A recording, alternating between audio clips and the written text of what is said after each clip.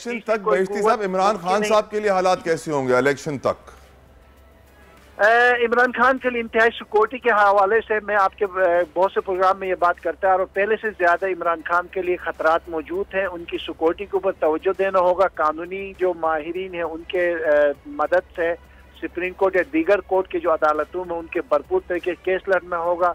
2 माह में थोड़े से मसाइल जरूर है, बिलखुसूस उसकी सेहत के हवाले से सियासी अनासिर इसको नुकसान पहुंचाने की कोशिश करेंगे। बताइए बहिश्ती साहब, इमरान खान साहब के लिए जो है ना, इलेक्शन से पहले शादी बड़ी मुफीद साबित होती है, क्या उनको एक और शादी करनी चाहिए?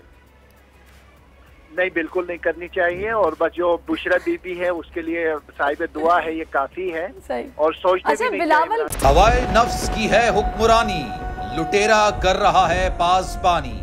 बोल न्यूज के मार्केटिंग हेड आकाश राम ताहा लापता, तफ्तीशी इदारे जवाब देने से कासिर। अहले खाना परेशान, बेटे की जुदाई में माँ गम से निढाल।